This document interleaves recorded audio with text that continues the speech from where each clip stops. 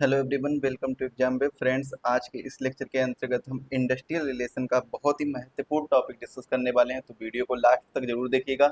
जो साथी चैनल पर नए हैं, चैनल को सब्सक्राइब कर लीजिए और बेल आइकन को प्रेस करिए, जिससे वीडियो की लेटेस्ट नोटिफिकेशन सबसे पहले आपके पास पहुंचे। आज के इस लेक्चर के अंतर्गत हम जो टॉपिक डिस्कस करने वाले हैं उसका नाम है सामूहिक सौदेबाजी, यानी कलेक्टिव बार्गेनिंग के बारे में डिस्कस करेंगे। इससे पहले वाले लेक्चर में भी हमने कलेक्टिव बार्गेनिंग के बारे में डिस्कस किया था और आपको बताया था कलेक्टिव बार्गेनिंग के जो प्रकार हैं वो अगले लेक्चर में डिस्कस करेंगे। तो आज के इस लेक्चर के अंतर्गत हम स्टार्ट करेंगे कलेक्टिव बार्गेनिंग से, यानी सामूहिक सौदेबाजी के प्रकार से, और इसके बाद में हम समझेंगे औद्योगिक विवाद क्या होता है, जो कि अगला चैप्टर हमारा रहेगा। औद्योगिक विवाद के क्या क्या कारण हो सकते हैं, किस प्रकार से एक मतभेद विवाद का रूप बनता है, नियोक्ता और कर्मचारी में कैसे कैसे औद्योगिक विवाद होता है। तो इन सभी चीजों के बारे में हम डिटेल से समझने का प्रयास करेंगे और इसके बाद में हम औद्योगिक विवाद अधिनियम 1947 की ओर रुख करेंगे। अब देखिए, आपके लिए बहुत ही महत्वपूर्ण सूचना है। यदि आपने अभी तक कोई भी यूपीएससी ईपीएफओ का पेड कोर्स नहीं लिया है, तो मैं आपके लिए लेकर आया हूँ यूपीएससी ईपीएफओ का एक बहुत ही अफोर्डेबल प्राइस में पेड कोर्स, जो मात्र आपको 349 रुपये में मिलेगा। कितने रुपए में मिलेगा? 349 रुपये में मिलने वाला है। तो इस कोर्स को जल्दी से परचेज कर लीजिए, अभी कुछ समय के लिए इसमें ऑफर चल रहा है। हिंदी 100 कूपन कोड यूज करेंगे, तुरंत आपको ये कोर्स 349 रुपये में मिल जाएगा।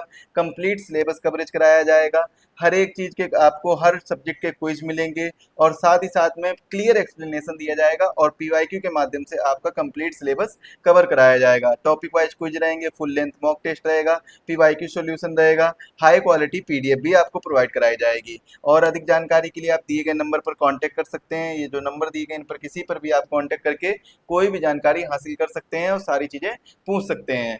चलिए स्टार्ट करते हैं आज के इस लेक्चर में, जिसके बारे में हम पढ़ने वाले हैं कलेक्टिव बार्गेनिंग के बारे में, यानी सामूहिक सौदेबाजी के बारे में। सामूहिक सौदेबाजी की बात करें तो सामूहिक सौदेबाजी जो है वो क्या होती है? जब नियोक्ता और कर्मचारी के बीच में आपस में विवाद आ जाता है, विवाद हो जाता है, तो उस जब विवाद को वो आपस में मिलकर सुलझाने का प्रयास करते हैं, सुलझाते हैं, तो उसको हम क्या बोलते हैं? उसको हम सामूहिक सौदेबाजी बोलते हैं। सामूहिक सौदेबाजी के प्रकार के बारे में लास्ट लेक्चर में मैंने छोड़ा था, जिसमें आपको दो प्रकार के बारे में डिस्कस भी कर दिया था। और टोटल मैंने आपको कितने प्रकार बताए थे? सामूहिक सौदेबाजी के टोटल 5 प्रकार बताए थे, जिसमें से 2 प्रकार के बारे में, यानी डिस्ट्रीब्यूटिव बार्गेनिंग विभाजनकारी सौदेबाजी, इन और इंटीग्रेटिव बार्गेनिंग यानी संवर्धनात्मक या समन्वयात्मक सौदेबाजी, इसके बारे में बता दिया था। अगर हम बात करें डिस्ट्रीब्यूटिव बार्गेनिंग के बारे में, विभाजनकारी सौदेबाजी के बारे में, इसका अर्थ क्या होता है? विनिमय सौदेबाजी, यानी विन लूज स्ट्रेटजी भी इसे कहते हैं। और इसमें एक पक्ष का लाभ होता है और दूसरे पक्ष को क्या होती है? हानि होती है। तो एक पक्ष का तो लाभ हो जाता है विभाजनकारी सौदेबाजी में, लेकिन दूसरे पक्ष को हानि हो जाती है। सपोज करिए नियोक्ता और कर्मचारी के बीच में क्या है, कोई विवाद हो रहा है और उसको सामूहिक सौदेबाजी की तरह से निपटाया जा रहा है। अब उसमें क्या होगा? अगर कर्मचारी ने डिमांड की है कि उनको बोनस या फिर एक्स्ट्रा पेमेंट जो है ईयरली के अंत में 35% मिलना चाहिए, और जो नियोक्ता है वो कह रहा है कि नहीं, मैं क्या करूंगा, 15% ही दूंगा। तो इसमें क्या है? अब इसमें आगे बढ़ेगा, जब 35% मिलना चाहिए और अगर मान लेते हैं सौदेबाजी हो गई और 35% की बजाय 30% में भी अगर मानना पड़ा, तब भी तो पहले तो नियोक्ता 15% देने वाला था, 15% एक्स्ट्रा देगा। तो ये क्या है? 15% एक्स्ट्रा देगा, तो इसमें क्या है? 15% की हानि होगी। किसको हानि होगी? नियोक्ता को हानि होगी। तो इसमें इसके जो सीधा एक मतलब निकल कर आता है डिस्ट्रीब्यूटिव बार्गेनिंग का, कि एक पक्ष का तो लाभ हो जाता है और दूसरे पक्ष को जो है वो हानि होती है। उदाहरण के लिए यूनियन वेतन बढ़ाने की मांग करती है, लेकिन प्रबंधन ऐसा नहीं चाहता है, क्योंकि लागत बढ़ेगी, दोनों में खींचतान होती है और आखिरकार समझौता होता है, जिसमें कोई भी जीतेगा या कोई हारेगा, कोई जीतेगा कोई हारेगा। विशेषताएं क्या है? संघर्ष और विरोध आधारित विशेषता मानी जाती है, सीमित संसाधन माने जाते हैं, और सीमित संसाधनों का बंटवारा, विश्वास की कमी, अक्सर हड़ताल या तालाबंदी की संभावना देखने को मिलती है इसके अंतर्गत। अब हम बात करते हैं इंटीग्रेटिव बार्गेनिंग, यानी संवर्धनात्मक सौदेबाजी। अर्थ क्या होता है इसका? Win win strategy. इसे क्या कहते हैं? विन विन स्ट्रेटजी कहते हैं, जीतो जीतो स्ट्रेटजी कहते हैं। अब देखिए इसमें क्या होता है, दोनों पक्ष इस कोशिश में रहते हैं कि ऐसा समाधान निकले जिससे दोनों का लाभ हो। अब कोई भी पक्ष है, यानी दोनों पक्ष है, नियोक्ता और कर्मचारी अगर दोनों पक्ष हैं, तो इसमें इन दोनों लोगों का उद्देश्य क्या रहता है, पर्पज क्या रहता है कि कोई भी ऐसा समाधान निकले जिससे दोनों पक्षों का लाभ हो सके, नियोक्ता का भी लाभ हो सके और कर्मचारी का भी लाभ हो सके। उदाहरण के लिए यूनियन प्रोडक्टिविटी बोनस की मांग करती है और प्रबंधन कहता है कि यदि उत्पादकता बढ़ेगी तो बोनस मिलेगा, अन्यथा बोनस नहीं मिलेगा। मतलब क्या है, प्रोडक्टिविटी तो बढ़ने दो पहले, बोनस देने के लिए मना नहीं कर रहा है नियोक्ता, यहाँ पर बोनस देने के लिए मना नहीं कर रहा है, लेकिन वो कह रहा है कि पहले प्रोडक्टिविटी बढ़ने दो और जब प्रोडक्टिविटी बढ़ेगी तब क्या दिया जाएगा, बोनस दिया जाएगा। ऐसी स्थिति में क्या होगा, जो ऐसी स्थिति में होगा जितने भी कर्मचारी हैं वो अच्छे से काम करेंगे और प्रोडक्टिविटी को बढ़ाने के लिए संघर्ष करेंगे।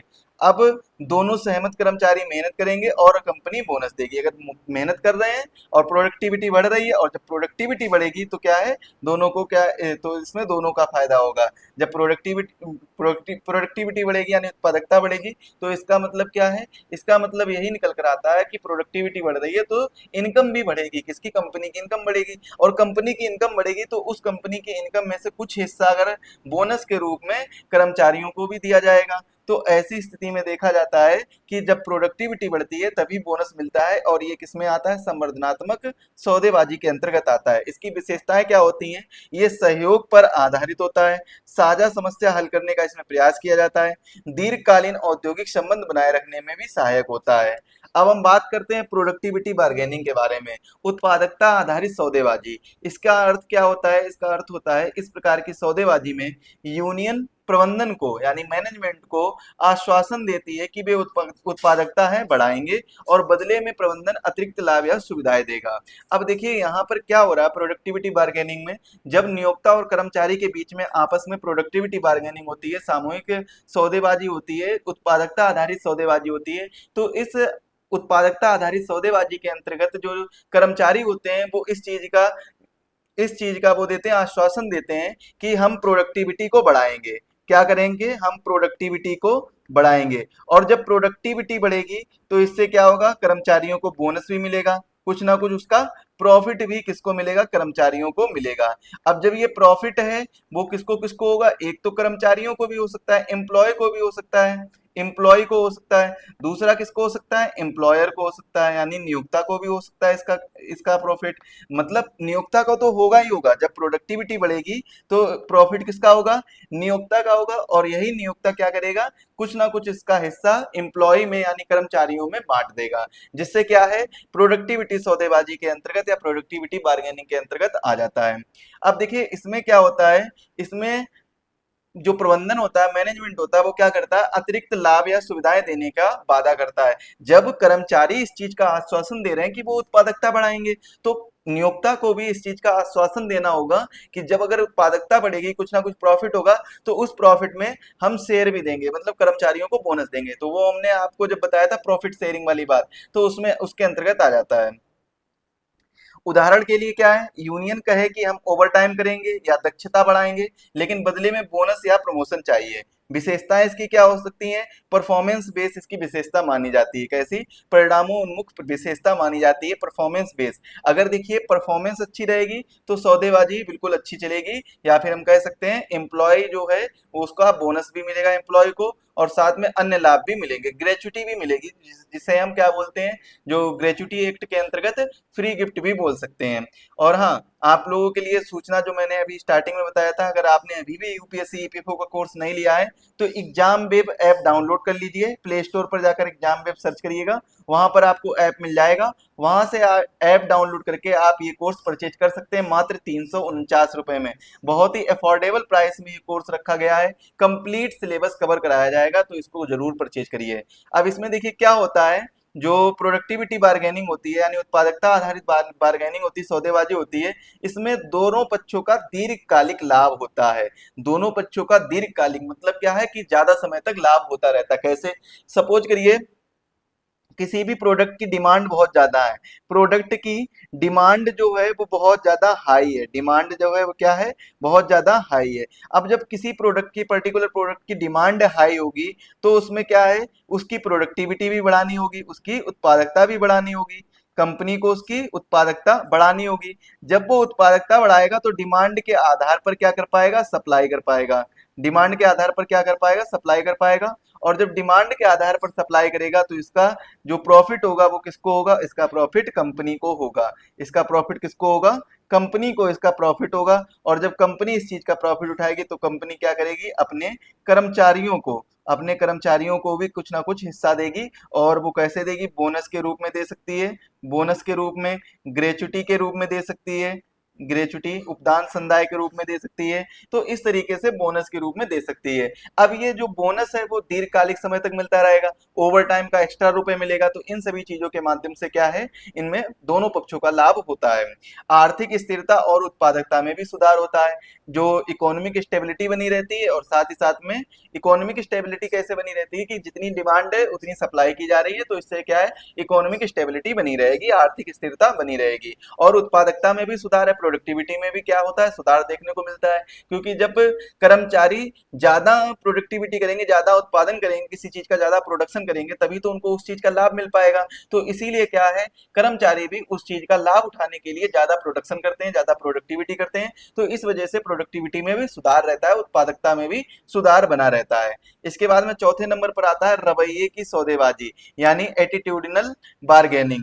इसका अर्थ क्या होता है, इसमें मुख्य उद्देश्य एक दूसरे के प्रति विश्वास, सम्मान और सकारात्मक दृष्टिकोण बनाना होता है। इसका मुख्य उद्देश्य क्या होता है, एक दूसरे के प्रति, यानी हम क्या कह सकते हैं, कर्मचारी और नियोक्ता के प्रति जो एक दूसरे के प्रति ये क्या कर सकते हैं, एक दूसरे के प्रति विश्वास बना सकते हैं, साथ में सम्मान की भावना रख सकते हैं, सकारात्मक दृष्टिकोण बनाना होता है। इसके अंतर्गत जो एटीट्यूडनल बार्गेनिंग होती है, रवैये की सौदेबाजी होती है। उदाहरण के लिए, यदि पहले कभी यूनियन और प्रबंधन में कड़वाहट रही हो तो यह प्रकार बातचीत के माहौल को सुधारने में मदद करता है। तो यह प्रकार क्या करता है, जो एटीट्यूडनल यानी रवैये की सौदेबाजी है, अगर पहले कभी कड़वाहट हो तो अब बातचीत के माध्यम से, इस प्रकार की सौदेबाजी के माध्यम से, रवैये की सौदेबाजी के माध्यम से, तो क्या है, इनमें सुधार लाया जा सकता है, सम्मान लाया जा सकता है, एक दूसरे के प्रति विश्वास पैदा किया जा सकता है और सकारात्मक दृष्टिकोण पैदा किया जा सकता है। सकारात्मक दृष्टिकोण कैसा, कि जब सब एक साथ मिलकर काम करेंगे, चाहे वो कर्मचारी हो या नियोक्ता हो, सब एक साथ मिलकर काम करेंगे, तो इससे क्या है, प्रोडक्टिविटी बढ़ सकती है। और जब प्रोडक्टिविटी बढ़ेगी तो कहीं ना कहीं कंपनी के साथ साथ में कर्मचारियों का भी फायदा होगा। इसकी विशेषताएं क्या होती हैं, विश्वास बहाली की प्रक्रिया, संवाद सुधारना और सहयोगी माहौल बनाना इसकी विशेषताएं मानी जाती हैं। अगला देखिए टॉपिक क्या है, इंट्रा ऑर्गेनाइजेशन बार्गेनिंग। अगला जो टाइप है इसका वो क्या है, इंट्रा ऑर्गेनाइजेशनल बार्गेनिंग, यानी आंतरिक संगठनात्मक सौदेबाजी। इसका अर्थ क्या होता है, यूनियन या प्रबंधन के अंदर विभिन्न गुटों या वर्गों के बीच होने वाली सौदेबाजी को आंतरिक संगठनात्मक सौदेबाजी कहते हैं। उदाहरण के लिए, यूनियन के अंदर वरिष्ठ और कनिष्ठ कर्मचारी की मांगे अलग अलग हैं, तो यूनियन को आपसी समझ बनानी होगी। यानी अगर वरिष्ठ कर्मचारी और कनिष्ठ कर्मचारी की मांगे दोनों अलग अलग हैं, तो यूनियन को अपनी आंतरिक समझ बनानी होगी, आपसी समझ बनानी होगी कि वो कौन कौन सी बातें मानेगा, और दोनों की कोशिश करेगा कि दोनों के कुछ ना कुछ बिंदु लिए जाए, कुछ ना कुछ डिमांड्स ली जाए, जिससे कि दोनों लोगों की, चाहे वो कनिष्ठ हो या वरिष्ठ हो, दोनों लोगों की। अब देखिए, कनिष्ठ का यहाँ पर मतलब क्या है, वरिष्ठ का मतलब होता है जो ज्यादा, जिसके पास एक्सपीरियंस है, ज्यादा समय से जो काम कर रहा है। कनिष्ठ का मतलब क्या है, कनिष्ठ या तो वरिष्ठ भी हो सकता है या छोटा भी हो सकता है, मतलब जिसके पास कम एक्सपीरियंस है वो भी हो सकता है। कनिष्ठ का मतलब होता है कि वो अपर लेवल पर पोस्ट पर जो होता है, अपर लेवल पोस्ट पर होता है। और जो वरिष्ठ का मतलब क्या होता है, जिसकी एज ज्यादा होती है, जिसके पास एक्सपीरियंस ज्यादा होता है, वो वरिष्ठ होता है। अब दोनों की कर्मचारियों की मांगे अलग अलग हैं, तो यूनियन को क्या करना पड़ेगा, अपनी आपसी समझ बनानी पड़ेगी। इसकी विशेषताएं क्या है, संगठन के भीतर संतुलन बनाए रखना, आंतरिक सहमति के बिना बाहरी सौदेबाजी प्रभावी ना नहीं हो सकती है। तो ये इसकी विशेषताएं हैं। अब देखिए, हम इसको सारांश तालिका या क्विक कंपैरिजन टेबल के माध्यम से भी समझ सकते हैं। डिस्ट्रीब्यूटिव जो बार्गेनिंग होती है, विभाजनकारी, इसमें क्या होता है, एक पक्ष का लाभ होता है, यानी एक पक्ष तो जीतता है, एक पक्ष क्या होता है, हारता है। इसके बाद में वेतन वृद्धि बनाम लागत नियंत्रण, तो ये सब चीजें देखने को मिलती है। इंटीग्रेटिव में क्या होता है, दोनों पक्षों का लाभ होता है, इसीलिए से दोनों पक्ष जीतते हैं, तो विन विन रणनीति इसमें अपनाई जाती है, विन विन स्ट्रेटजी अपनाई जाती है। बोनस के बदले उत्पादकता, बोनस तभी मिलेगा जब प्रोडक्टिविटी होगी, जब प्रोडक्टिविटी होगी उसके बाद में क्या मिलेगा, उसके बाद में ही बोनस मिलेगा, ग्रेच्युटी मिलेगी। तो ये चीजें देखी जाती हैं। प्रोडक्टिविटी बार्गेनिंग में क्या होता है, प्रदर्शन आधारित लाभ होता है। इसमें क्या है, गिव एंड टेक, पहले आप अपना समय दो, उसके बाद में आप उस चीज का ले जाओ, जैसे कि ओवर टाइम हो हो गया, या ओवर टाइम के बाद में अतिरिक्त बोनस के तौर पर कुछ ना कुछ दिया जाता है। तो गिव एंड टेक का स्ट्रेटजी अपनाई जाती है। एटीट्यूडनल में व्यवहार सुधार की बात होती है, इसमें संबंध निर्माण की रणनीति अपनाई जाती है। पुराने तनाव को सुधारने के लिए इसका प्रयोग किया जाता है। अगर कोई पुराना तनाव है, कोई भी ऐसी स्थिति है जब पुराने में कड़वाहट चल रही हो नियोक्ता और कर्मचारी के बीच में, तो उस स्थिति को सुधारने के लिए एटीट्यूडनल बार्गेनिंग का प्रयोग किया जाता है, रवैये की सौदेबाजी का प्रयोग किया जाता है। इंट्रा इंट्रा ऑर्गेनाइजेशनल आंतरिक सहमति क्या होती है? समन्वय के आधार पर रहती है, यूनियन के विभिन्न वर्गों के बीच में समझौते की बात करती है। अब हम बात करेंगे भारत में सामूहिक सौदेबाजी की स्थिति क्या है, status of collective bargaining in India. Bharat में सामूहिक सौदेबाजी की स्थिति, तो देखिए सामूहिक सौदेबाजी की जो स्थिति है भारत में वो मिली जुली यानी मिक्स रही है, अक्सर कर मिक्स देखने को मिलती है। इस यहाँ पर सकारात्मक पक्ष और नकारात्मक पक्ष दोनों देखने को मिलते हैं। तो सबसे पहले हम बात करते हैं सकारात्मक पक्षों के बारे में। सकारात्मक पक्ष यानी जो पॉजिटिव पर्सपेक्टिव है वो क्या देखने को मिलते हैं? बढ़ती जागरूकता।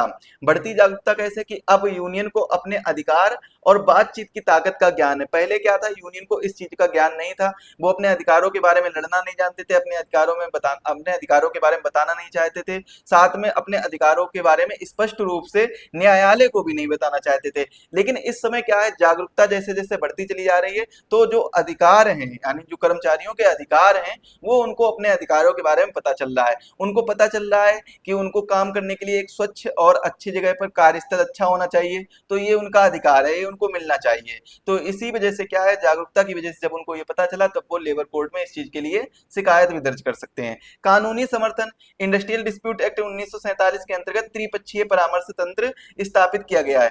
त्रिपक्षीय परामर्श तंत्र क्या होता है? इसके माध्यम से कोई तीसरा पक्ष यानी कोई तीसरा व्यक्ति क्या करता है, सौदेबाजी करवाता है कि बातचीत करके मामला सुलझाता है आकर। अब देखिए तीसरा क्या है, सकारात्मक पक्ष में कुछ सफल उदाहरण देखने को मिलते हैं, जैसे टाटा हो गया, हिंदुस्तान यूनिलीवर हो गया, मारुति एंड कंपनियों में सौदेबाजी से विवाद सुलझे हैं। ये क्या है, इन कंपनियों में सौदेबाजी के माध्यम से, बार्गेनिंग के माध्यम से ही विवाद सुलझे हैं। अब बात करते हैं नकारात्मक पक्ष की।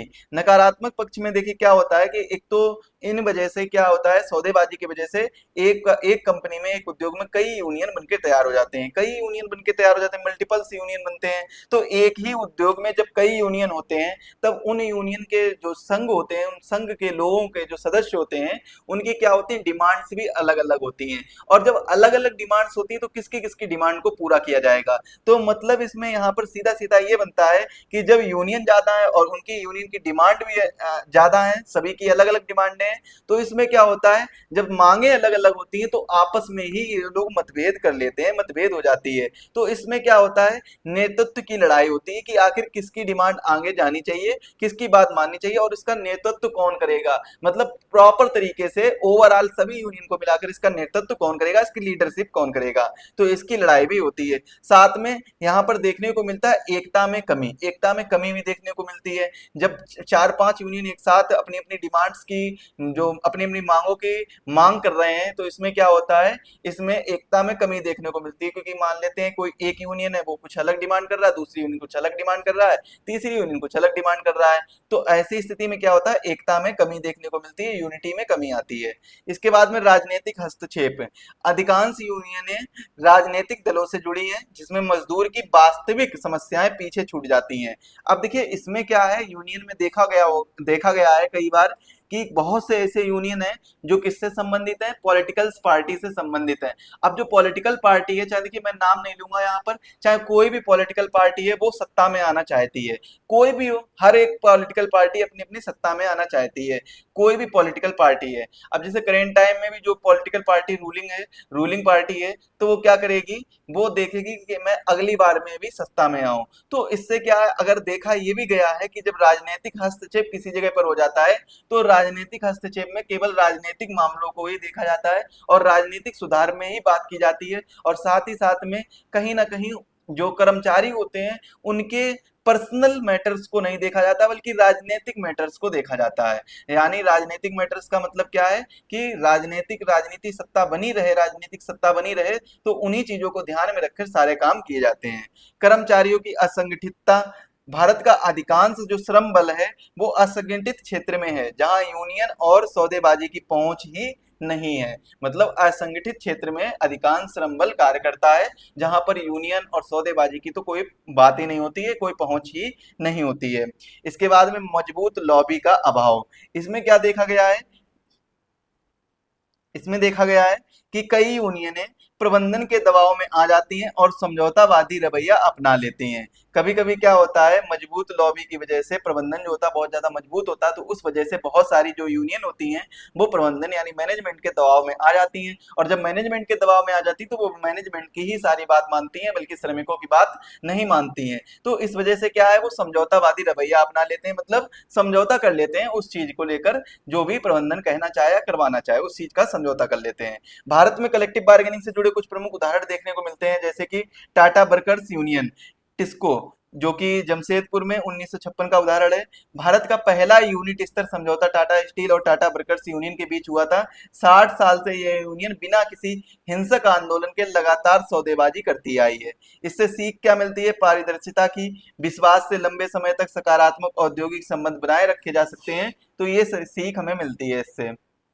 इसके बाद में एक दूसरा एग्जांपल है मारुति सुजुकी का, इंपॉर्टेंट है, मानेसर में, जो कि गुड़गांव हरियाणा में पड़ता है। 2012 का विवाद है। श्रमिकों ने स्वतंत्र यूनियन की मांग की, तनाव बढ़ा और अंततः एक प्रबंधक की मृत्यु के बाद में 100+ मजदूर गिरफ्तार किए गए थे। सीख क्या मिलती है, संवाद की कमी, प्रशासनिक लापरवाही से विवाद विकराल रूप ले सकता है, और सौदेबाजी विफल होने पर टकराव भी होता है। अगर सौदेबाजी विफल है तो इससे टकराव भी हो सकता है। देखिए, मैनेजमेंट की मृत्यु के बाद में एक प्रबंधक की, यानी एक प्रबंधक जो है उसकी मृत्यु हो जाती है, 100+ मजदूर इसमें क्या हो जाते हैं, गिरफ्तार हो जाते हैं मृत्यु की वजह से। तो इससे सीख यही मिलती है कि जब संवाद में यानी कम्युनिकेशन में कमी होती है, प्रशासनिक लापरवाही होती है, और तो ये जो विवाद होता है वो एक विकराल या बड़ा रूप धारण कर लेता है, और जब बड़ा रूप धारण कर लेता है तो इससे कहीं ना कहीं नुकसान होता है, किसी भी एक पक्ष को नुकसान हो जाता है।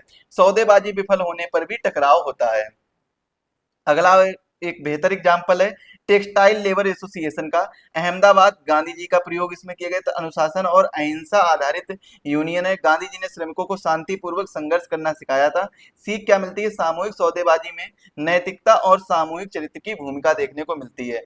अगला एग्जाम्पल है बैंकिंग सेक्टर का। बैंक कर्मचारी यूनियनों के समय समय पर वेतन संशोधन, पेंशन, प्रमोशन आदि पर केंद्र सरकार से सौदेबाजी की है। हर 5 साल में बैंकिंग वेतन समझौता होता है। बैंकिंग वेतन समझौता कितने वर्ष में होता है, हर 5 वर्ष में होता है। सीख क्या मिलती है, नियमित और संस्थागत सौदेबाजी, यानी हर 5 साल में एक नियमित और संस्थागत सौदेबाजी अगर हो रही है तो इससे औद्योगिक शांति बनी रहेगी, यानी औद्योगिक शांति में ये बहुत ज्यादा सहायता करता है, क्योंकि एक नियमित रूप से सौदेबाजी होती है, बार्गेनिंग होती है, बात होती है, मीटिंग होती है, तो उससे क्या है, औद्योगिक शांति बनी रहती है। तो ये चीज हमें यहाँ से सीखने को मिलती है। तो आज के लेक्चर के लिए बस इतना ही रखते हैं। वीडियो पसंद आ रहा है तो वीडियो को लाइक करें और अपने सभी दोस्तों के साथ शेयर कर दीजिए। इसके बाद में हम अगले लेक्चर में क्या पढ़ेंगे, औद्योगिक विवाद क्या होता है, इसकी परिभाषा के बारे में, इसके प्रकार के बारे में, कारण और समाधान के बारे में पढ़ने वाले हैं। तो ये सभी चीजों की जानकारी हम अगले लेक्चर में डिस्कस करेंगे, और अगले लेक्चर के अंतर्गत हम इस टॉपिक को कंप्लीट करके हड़ताल और तालाबंदी वाले टॉपिक को भी कंप्लीट कर लेंगे।